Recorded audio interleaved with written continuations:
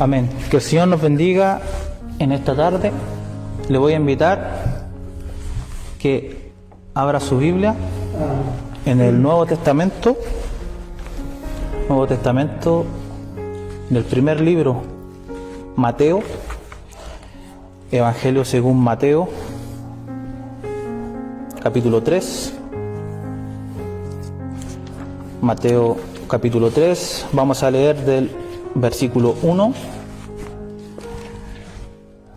al 12.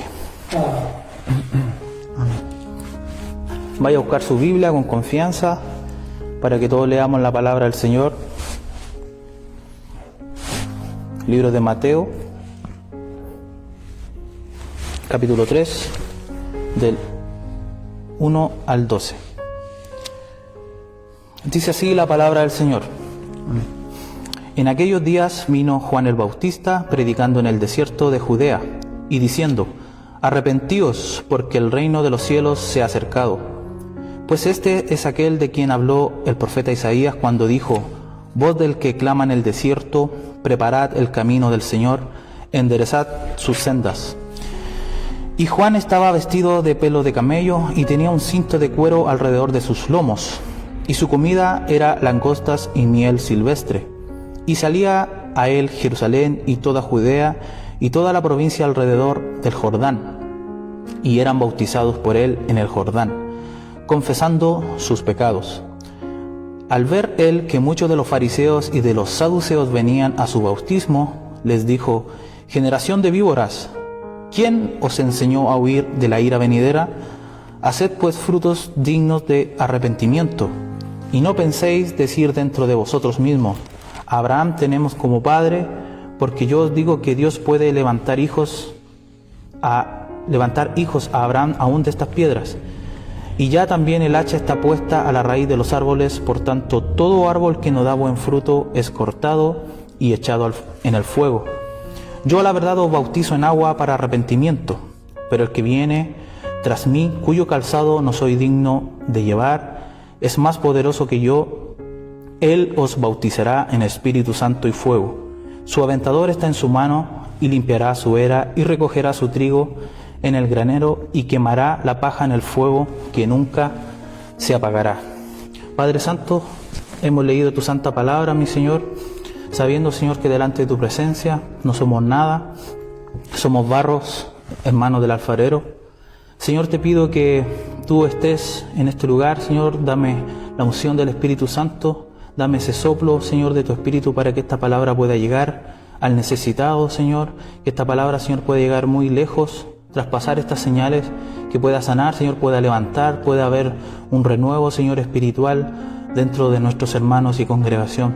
Te pido, Señor, que no me permitas, Señor, hacer daño a tu palabra, sino que tú puedas hablar a través de mis labios. Te lo pido en el nombre de Jesús. Amén.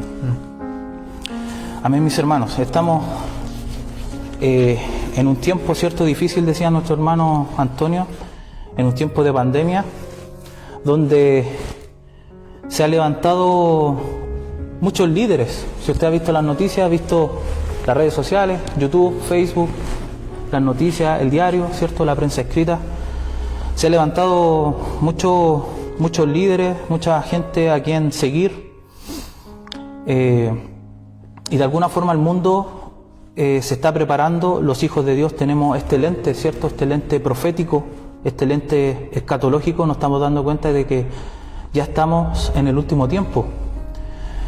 La pregunta es: ¿cuándo empezaron los últimos tiempos? Y la palabra del Señor nos responde en Primera de Juan, que dice: hijitos, ya es el último tiempo y vosotros sabéis que el anticristo viene. Y eso Juan lo escribió aproximadamente el 97 después de Cristo. O sea, ya en el primer siglo Jesucristo y el Espíritu Santo por su palabra nos está diciendo que ya era el último tiempo. Imagínense, pasando ya 2000 años. Estamos en el último tiempo. Estamos en la última barrera, ¿cierto? Donde Dios está a las puertas de arrebatar su iglesia para, de alguna forma, derramar la ira, ¿cierto? La ira del día de Dios, como dicen los profetas del Antiguo Testamento. Hago esta breve introducción, hermanos, porque en el mundo se han levantado muchos líderes. Se levantan líderes políticos.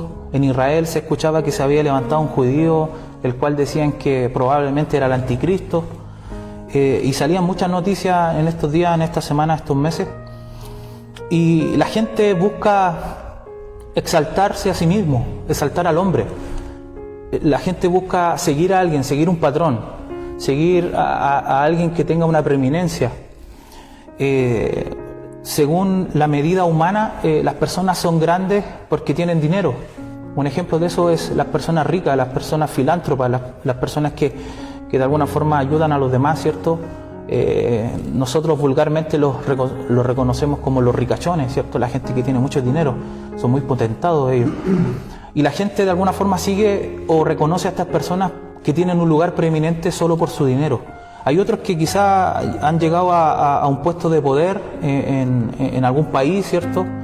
Quizá en alguna dictadura o como presidente, y a los ojos humanos también pensamos que esas personas son importantes porque han llegado a la presidencia, ¿cierto? Algunos por dinero, otros porque son de familias, ¿cierto? Que vienen quizás de una genealogía real, ¿cierto? Son hijos de reyes, se pueden ver en los países europeos sobre todo. Y la gente busca a quién seguir, la gente busca este patrón de poder acomodarse con algo, hacer como una imagen y seguir, ¿cierto? A un ídolo como dice Romanos 1:18, ¿cierto? Que el hombre se inclina bajo las criaturas que él mismo ha creado con sus manos. Y aquí voy con esto, mis hermanos, es que aquí Jesús, en lo que hemos leído, principia su ministerio. Y Jesucristo mismo, en la palabra de Dios, dice que no se ha levantado hombre más importante que Juan el Bautista, ¿cierto? Como le decía, en contraparte, el mundo sigue a personas por su dinero, personas por su poder, ¿cierto? Y creemos que de alguna forma son importantes, pero Jesucristo mismo, siendo Dios mismo en la carne, como dice Juan 1:1 y Juan 1:14, ¿cierto? Y aquel verbo se hizo carne y habitó entre nosotros y vimos su gloria, gloria como del unigénito del Padre, lleno de gracia y de verdad. Nuestro Señor Jesucristo es Dios en la carne y Él no es hombre para mentir. Y Él dijo que Juan el Bautista era el hombre más grande nacido de mujer. Y la pregunta es, ¿por qué es el hombre más grande nacido de mujer? Muchos pensarán, quizás Juan el Bautista no hizo ninguna iglesia, no hizo ningún convento, ¿cierto? No ayudó a los necesitados, no hizo obras de caridad, obras sociales. Y la respuesta está en que este heraldo, esta persona que abrió el camino para que viniera el Evangelio, ¿cierto? El Evangelio es Jesucristo, entendámoslo así, fue Juan el Bautista. Y Dios lo determina y es tajante en esto. Dice que es el hombre más importante. Pero en contraparte, la Biblia también en los Evangelios dice de que los que hemos entrado al reino de Dios, al reino de los cielos, el menor del reino de los cielos es mucho mayor que Juan el Bautista. ¿Qué quiere decir esto? Es que los que hemos entrado al cuerpo de Cristo, ¿cierto? Por el sello del Espíritu Santo y pertenecemos a su novia, ¿cierto? A los que componemos la iglesia celestial, a la iglesia, ¿cierto? Al reino de Dios, hemos sido salvados bajo el pacto de gracia. Estamos, por así decirlo, estamos bajo el amparo de la cruz. Y podemos reconocer que los predicadores y los profetas más grandes, todos profetizaron hasta Juan, dice la misma Biblia.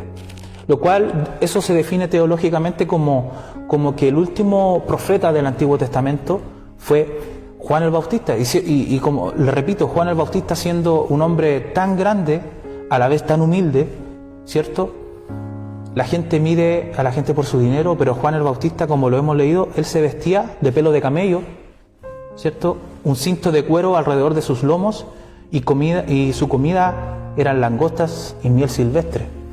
Ese era el estatus de Juan, creciendo en el desierto, preparando el camino al Logos, al Verbo, a la palabra viva que es Jesucristo mismo. Dice el versículo 1, en aquellos días vino Juan el Bautista predicando en el desierto de Judea.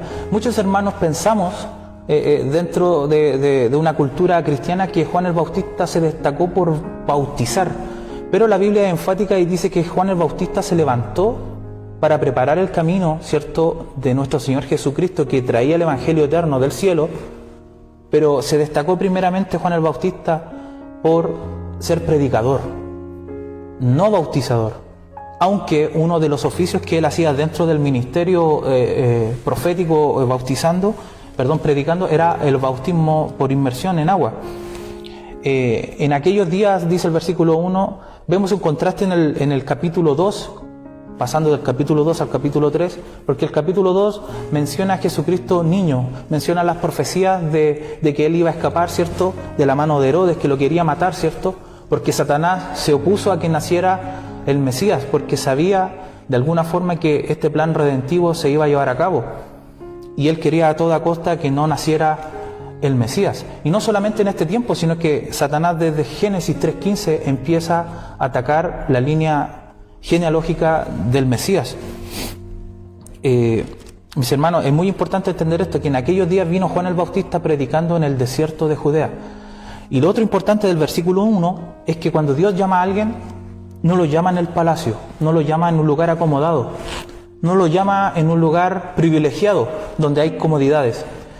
Dios llama a las personas, a sus hijos, muchas veces a pasar un proceso muy duro. Muchas veces estamos pasando por un proceso que nos duele, que tenemos enfermedades, tenemos angustia, ¿cierto? Estamos atribulados, tenemos pérdidas, ¿cierto? Que a los ojos humanos son pérdidas, pero a los ojos cristianos, a los ojos espirituales de la Biblia, nos enseña que esas pérdidas humanas de los hermanos que se nos han adelantado, ellos están ya en la presencia del Señor, como dice Apocalipsis 9. Pero de alguna forma el Evangelio es contrario al pensamiento del mundo. Y esto yo lo quiero enfatizar de la siguiente forma. El Evangelio es antiintuitivo. ¿Qué significa eso? Que cuando nosotros estamos, por ejemplo, en un lugar de trabajo, ¿cierto?, un lugar de estudio, donde nosotros nos realizamos como personas y nos desenvolvemos, muchas veces vamos a recibir algunas críticas, vamos a tener alguna rencilla, una pelea con alguien, ¿cierto?, alguna discusión, y el viejo hombre que habita en nosotros, ¿cierto?, la naturaleza humana, tiende a responder, tiende a ser irrespetuoso, ¿cierto? Y respondemos en frente de las ofensas que no nos puedan hacer. Y el Evangelio es antiintuitivo, fíjese. Si a mí me ofenden, humanamente yo puedo responder a eso. Puedo tener una palabra mala, ¿cierto?, una palabra que pueda descalificar a la persona o incluso llegar a los golpes, como lo hace el mundo, ¿cierto? El Evangelio es antiintuitivo porque Jesucristo dijo, ¿cierto?, que si alguien te golpea la mejilla, tú pon la otra mejilla. Y eso de alguna forma es antiintuitivo. El Evangelio es contrario a nuestra lógica. Y eso es lo que tiene que ver en este mensaje. Dios, cuando llama a una persona, sobre todo a Juan el Bautista, y esta es la aplicación que quiero sacar yo para todos nosotros, es que Dios lo llama en el desierto. Muchos hermanos cristianos, muchas personas creen que venir al Evangelio es un llamado a disfrutar la vida, a que Dios me va a solucionar todas mis deudas, todas mis enfermedades, todas mis problemas. Pero fíjese que Dios nos revela por su palabra de que Dios nos llama primeramente a cargar una cruz. El Evangelio no es fácil. El Evangelio es ir contracorriente del mundo, contracorriente de ideologías, contracorriente es una batalla por la mente muchas veces. De hecho, cuando usted predica el Evangelio y le habla a una persona, amado hermano, la batalla no es que usted gane quizás la discusión, cuando usted tenga un momento de conversar con algún amigo, algún compañero de trabajo o compañero de universidad o de colegio, sino que la batalla es una batalla por la mente, una batalla espiritual. Porque esta palabra, cuando usted predica esta palabra lleva un poder oculto, un poder dentro. Usted puede decir el texto más simple de la Biblia y el texto va a entrar en el espíritu de la persona, ¿cierto? Que la Biblia nos relata en Romanos 3 que el espíritu está muerto de las personas, y esta palabra tiene la capacidad de revivir, de volver a nacer a los seres humanos, como dice Juan 3 en la conversación de Jesús con Nicodemo, el renacimiento espiritual. Entonces, la primera aplicación que podemos decir que Dios cuando nos llama en el desierto, hermano. Entonces no esperemos fiesta, no esperemos luces, no esperemos globos. Esperemos una cruz, esperemos poder cargar esto. Vamos a también tener burlas de amigos, familiares, ¿cierto?, que se han burlado. Yo he vivido eso, yo sé que mis hermanos también. Amén. Y todo el verdadero hijo de Dios vive ser escarnecido por el mundo. Pero Jesucristo también nos promete, ¿cierto?, que si uno resiste esto, con la ayuda del Espíritu Santo, vamos a ganar el premio de la corona, incorruptible. El versículo 2 dice, diciendo arrepentidos porque el reino de los cielos se ha acercado. ¿A qué se refiere con el reino de los cielos se ha acercado? Al Evangelio mismo. El Evangelio mismo que Juan el Bautista estaba anunciando, ¿cierto? Era el precursor, el heraldo que estaba anunciando a Jesucristo, porque en la antigüedad siempre cuando venía un rey a visitar a otro rey, enviaba a un precursor por todo el camino que este rey iba a transitar, viendo que no hubiera ningún peligro, de que las calles estuvieran en buenas condiciones, de que no hubiera ningún peligro para este rey que se iba a trasladar e iba a visitar a la nación. Entonces eso es lo que hizo Juan el Bautista, fue un precursor, preparó el camino, allanó el camino para que nuestro Señor Jesucristo viniera con este evangelio eterno, para predicar, ¿cierto?, para salvación del alma y también salvación del infierno eterno. El reino de los cielos se ha acercado desde ese tiempo y hoy todavía el reino de los cielos se ha acercado a usted, amigo, que me escucha, que quizás no ha abierto su corazón a Cristo, que quizás está ahí y estos mensajes le hacen ruido. Sí, yo sé que hay un Dios, yo lo reconozco históricamente, yo sé que de alguna forma sí puede haber un ser superior que creó las cosas, y no le encuentra lógica y de alguna forma mi oración y la oración de nuestros hermanos no es solamente que este mensaje sea para el pueblo de Dios, aunque lo es, sino que para la persona que está mirando, ¿cierto?, que pueda recibir esta palabra de bendición y que tú también puedas entregar tu vida a Jesucristo. El versículo 3 dice, pues este es aquel quien habló el profeta Isaías cuando dijo, voz que clama en el desierto, preparad el camino del Señor, enderezad sus sendas.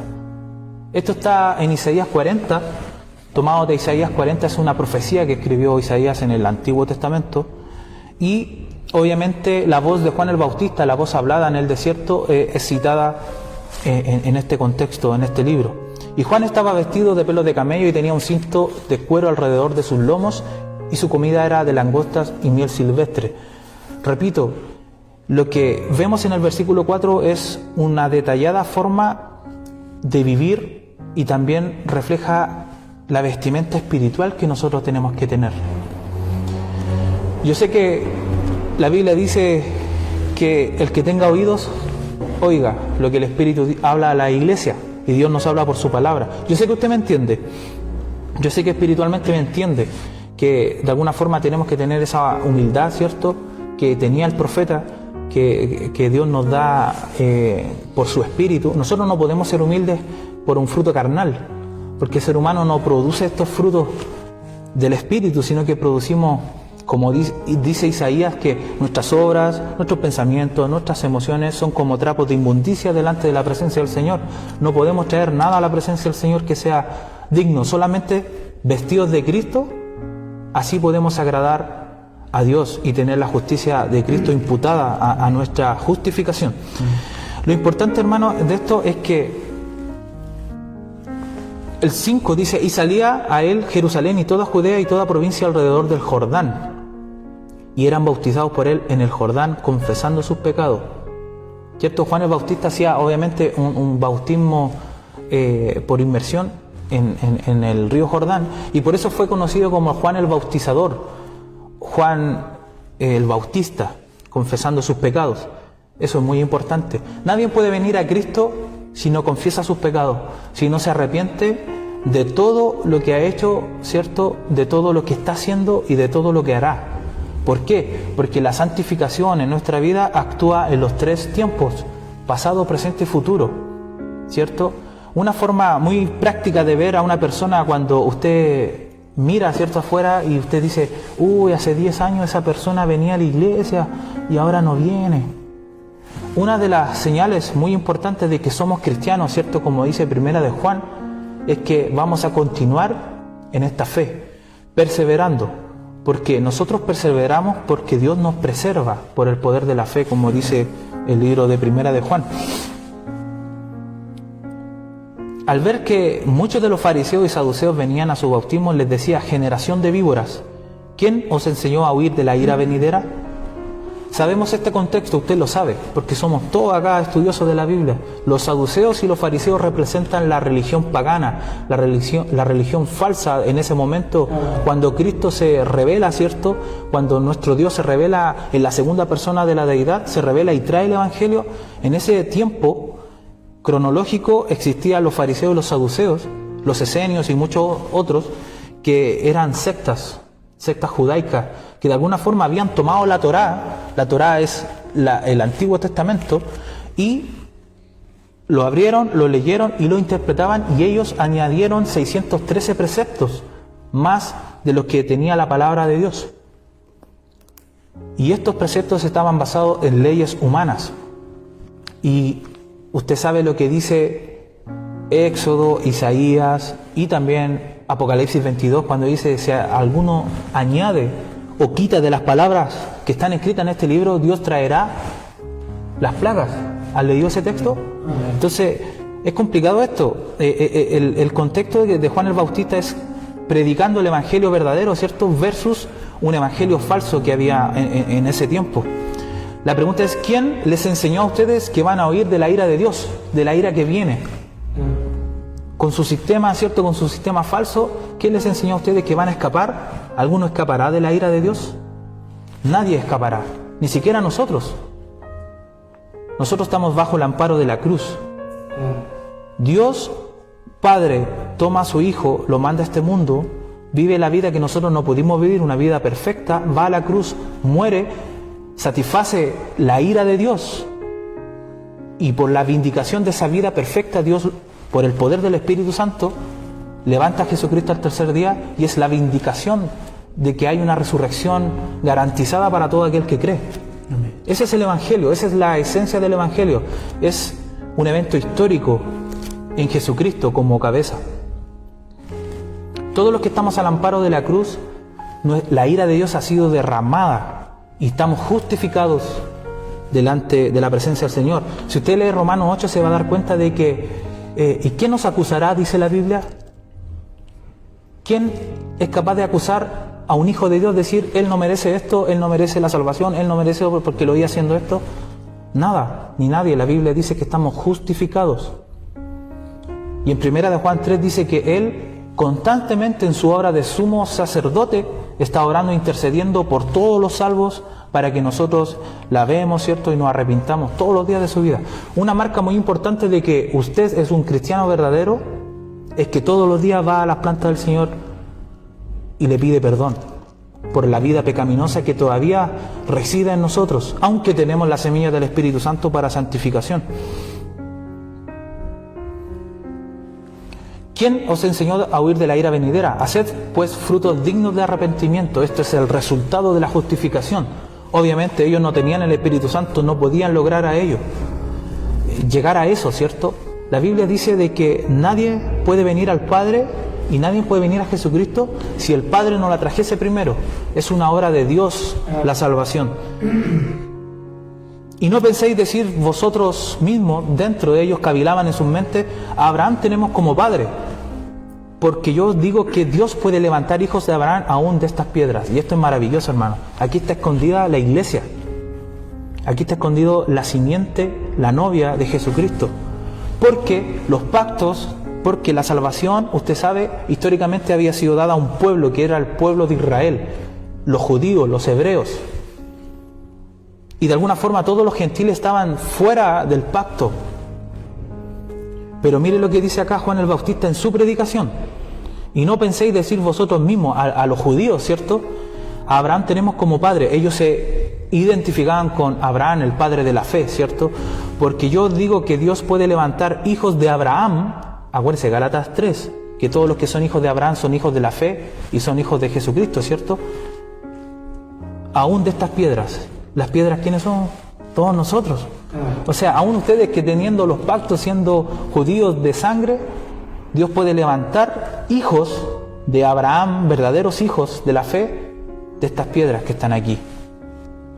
Se refería a todas esas personas que quizás eran judíos prosélitos, ¿cierto? Que personas de fuera del pacto que venían a bautizarse con Juan para poder pertenecer al pueblo de Dios.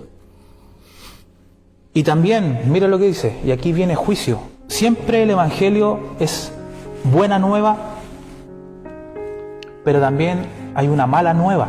Eso no se predica hoy en día. No se predica. El teólogo Juan Wesley decía, primero tenemos que predicar la ley y después la gracia. Y claro que sí. Nosotros tenemos que decirle al mundo que Dios está airado contra el impío todos los días, como dice Salmo. Dios no se complace en la maldad de las personas. Dios se complace en la obra de Jesucristo. Y como le digo, Jesucristo, si estamos en Jesucristo, Dios se complace en nuestra vida espiritual, me refiero. Y aquí viene el juicio. Como le digo, no hay evangelio sin juicio. Y ya también el hacha está puesta en la raíz de los árboles. Por tanto, todo árbol que no da buen fruto es cortado y echado al fuego. Esto es muy simple. El hacha está puesta en la raíz de todos los árboles. O sea, vino el juicio. Jesucristo de alguna forma trajo la buena nueva, el evangelio eterno, ¿cierto? Pero también Él es espada, dice en otra parte. Yo no he venido a traer paz, yo he venido a traer espada. Y esto, la espada es un símbolo de juicio. El hacha está puesta en la raíz de los árboles. Por tanto, todo árbol que no da buen fruto, impíos, es cortado y echado al fuego, condenación. Versículo 11. Yo a la verdad os bautizo en agua, dice Juan el Bautista. Yo a la verdad a todos le estoy diciendo de que yo bautizo en agua para arrepentimiento, que era una señal. El bautismo, mis hermanos, entendámoslo así, el bautismo es una señal exterior que hacemos nosotros en obediencia a la palabra, que refleja una obra interior que ha hecho el Espíritu Santo. Nadie puede bautizarse, ya sea por inmersión o aspersión, da lo mismo la señal, sino que lo que está reflejando es una actitud interior. Si yo soy salvado, ¿cierto? Si yo soy salvado en la sangre de Cristo y creo en Jesucristo, y nuestra iglesia tiene el método de bautizarnos o presentarnos, yo hago esa confirmación sabiendo de que soy salvo. ¿Me entiende? La señal no puede preceder o ser más importante de la obra interior, que es la obra de regeneración. Juan dice, yo a la verdad os bautizo en agua para arrepentimiento, pero el que viene tras mí, usted sabe, Jesucristo, Dios eterno en la carne, cuyo calzado no soy digno de llevar. En esos tiempos, el esclavo más indigno lo que hacía a su amo era lavarle los pies, porque en la Palestina todos los caminos eran polvorientos. Entonces los esclavos tenían distintas tareas, y una de las tareas más indignas era lavarle los pies a su amo. Y esto tiene referencias cruzadas, obviamente, con Marcos y con Lucas, ¿cierto? El tema de yo no soy digno de llevar el calzado, ¿cierto? De quitar el calzado, dice algunas versiones. Pero lo que está diciendo Juan el bautizador en este caso es, el que viene tras mí, cuyo calzado no soy digno de llevar. Él no puede, no se siente capaz de llevar este calzado a Jesucristo. Es más poderoso que yo. Él os bautizará en Espíritu Santo y fuego. Sabemos que la señal del arrepentimiento es una señal del bautismo y viceversa. La señal del bautismo es una señal del arrepentimiento interiormente. Lo importante de esto, hermanos, es que el Espíritu Santo bautizará. Aquí se habla en futuro, ¿cierto? Porque la iglesia todavía no ha llegado, según Hechos 2, cuando es derramado el Espíritu Santo en Pentecostés. Él os bautizará en Espíritu Santo y fuego. Y aquí yo quiero hacer una aclaración, y me tomo un par de minutos. En el griego, Él os bautizará en Espíritu Santo y fuego, dice, Él os bautizará en Espíritu Santo o bautizará con fuego en el infierno. Nuestra versión traduce de esta forma. Pero lo que está diciendo el griego es, o si eres salvo vas a ser bautizado por el Espíritu Santo, si eres no salvo, si eres un mundano, ¿cierto? Una persona que ha rechazado el Evangelio, que pisa la sangre de Jesucristo, ¿cierto? Como dice el mensaje a los Corintios, eres bautizado en fuego en el infierno eterno. Eso es lo que quiere decir. Y muchas veces se toma esta frase como que Dios nos sella con fuego refiriéndose al Espíritu Santo. No es correcto. La Biblia dice, Él los bautizará con el Espíritu Santo, o eres bautizado con fuego en la condenación eterna. Y usted me dice, pero ¿por qué, hermano, está hablando de esto? Porque el versículo anterior y el versículo que sigue, que es el 10 y el 12, definen el fuego. Mire el 12, su aventador está en su mano y limpiará su era y recogerá el trigo en el granero y quemará la paja de fuego que nunca se apagará.